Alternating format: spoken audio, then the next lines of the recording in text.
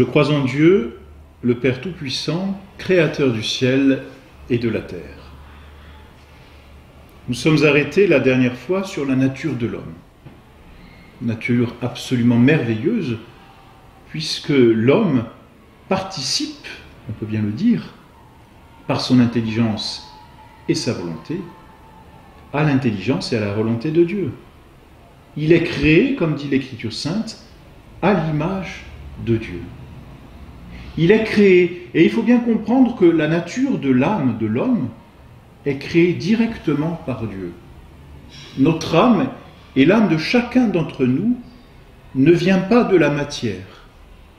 Elle est spirituelle, elle est immortelle. Dieu donc, pour chaque homme qui parvient à l'existence, Dieu crée une âme qui vient comme habiter dans le corps. Dieu est le créateur de notre âme. Notre âme n'est pas engendrée par le corps ou par nos parents. Notre âme, et donc notre espèce en tant que telle, puisque notre âme définit notre espèce, notre âme ne découle pas d'une espèce animale. Il faut de plus tenir de foi, parce que c'est défini par l'Église, il faut tenir de foi que tous les hommes descendent d'un même couple, ce que l'on appelle le monogénisme. Tous les hommes et toute l'espèce humaine descend d'Adam et d'Ève. Le premier homme créé par Dieu et la première femme créée par Dieu. C'est un article de foi.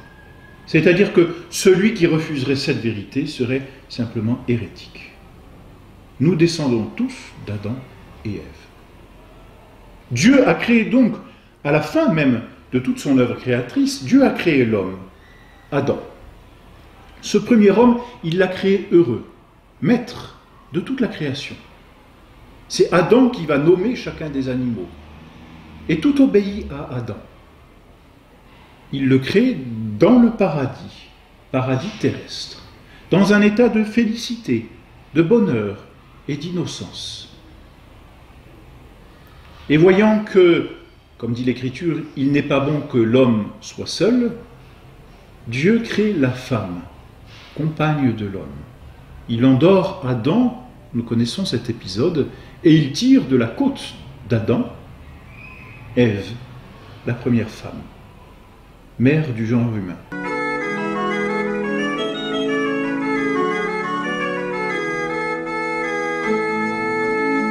Adam et Ève sont donc ce premier couple qui habita la terre.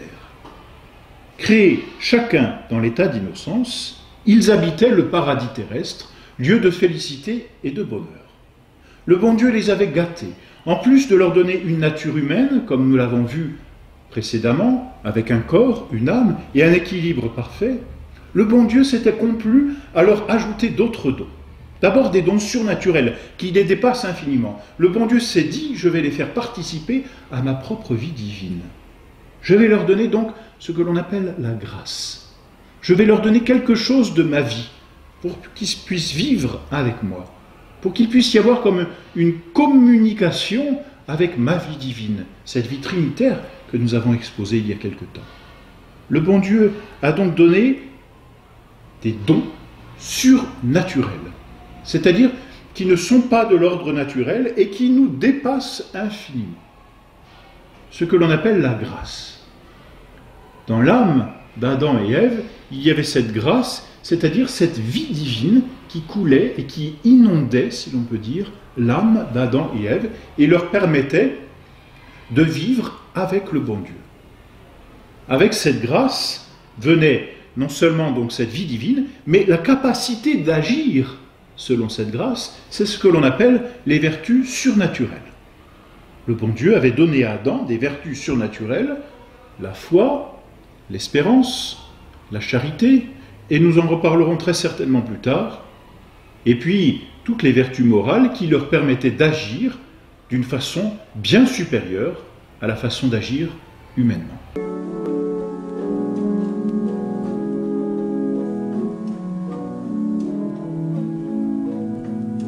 Et avec ces vertus, il y avait, et là encore nous en reparlerons plus tard, ce que l'on appelle les dons du Saint-Esprit. Sagesse, intelligence, force, conseil, etc. Le bon Dieu s'était complu donc à donner quelque chose de sa propre vie dans l'âme d'Adam et Ève. Merveille, grâce, et on peut bien le dire, grâce signifie don. Merveille, grâce que Dieu fait à l'homme, et preuve d'ailleurs de l'amour que Dieu porte à cette créature. Et alors, le bon Dieu a même voulu rajouter d'autres dons, non pas surnaturels, c'est-à-dire non pas des choses qui dépassent complètement notre nature et sont d'un autre ordre, mais il a ajouté d'autres dons que l'on appelle préternaturels, c'est-à-dire qu'ils restent dans l'ordre de la nature, mais, si l'on peut dire, défient un peu les lois de la nature. Il y avait 4 dons préternaturels dans l'âme d'Adam et Ève. 4 dons qui, bien souvent, nous font envie. D'abord, la science infuse. Bon, Adam et Ève ont été créés à l'âge adulte. Il était normal que Dieu leur donnât ce qui était nécessaire à cet âge, dans l'ordre de la connaissance. Et pour leurs enfants, du reste, ces dons auraient été transmis. Les enfants auraient dû apprendre, mais avec facilité, ce qui n'est pas souvent notre cas. Avec non seulement facilité, mais aussi avec joie. Science infuse. Le don d'intégrité, deuxième don. Le don d'intégrité, peut-être un peu plus compliqué, c'est le don par lequel la volonté dominait parfaitement tout l'appétit sensitif, sensible. C'est-à-dire ce dont nous avons parlé la dernière fois, qui appartient à l'ordre animal, les passions, l'amour, le désir, la haine, la colère, etc., toutes ces passions que nous avions nommées, étaient bien régulées et parfaitement régulées par la volonté. Autrement dit, ces passions ne pouvaient pas sortir ou agir d'une façon exagérée. Elles étaient parfaitement canalisées. Non pas dominées comme écrasées, mais dominées comme canalisées. Parfaitement harmonisées. C'est ce don d'intégrité que nous ne connaissons pas. Nous savons comme nous pouvons être sujets à nos passions sans que notre volonté puisse les dominer. Nous avons tous éprouvé une grande crainte, par exemple, ou une joie débordante, ou même encore une tristesse pesante, voire une colère excessive. Peu importe, ces passions que nous avons tous pu exprimer de façon exagérée manifestent que notre volonté n'a plus ce pouvoir de les canaliser. C'était le don d'intégrité qui permettait cela. Voyez que ça n'est pas d'ordre surnaturel, c'est préternaturel, ça reste dans l'ordre de la nature, mais ça ajoute quelque chose.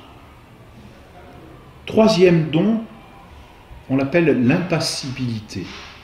Celui-ci nous donne parfois de nombreuses envies, parce que par ce don d'impassibilité, Adam et Ève ne connaissaient ni la souffrance, ni la maladie. Heureux état qui était le leur. Et pourtant Dieu leur a encore ajouté un 4e don, ne connaissant ni souffrance, ni maladie, il leur a ajouté l'immortalité. Ils n'auraient pas connu la mort comme cette déchirure que nous connaissons. La mort n'aurait pas été un déchirement, elle n'existait pas. Adam et Ève étaient immortels. Mais voilà, Adam et Ève, comme tous les anges, ont été créés dans cet état de béatitude, de félicité, disons, humaine au paradis terrestre, mais ils devaient connaître, tout comme les anges, une épreuve. Une épreuve qui allait comme décider non seulement de leur fidélité à Dieu, mais aussi du reste de leur vie. Et c'est cette épreuve que nous verrons la prochaine fois.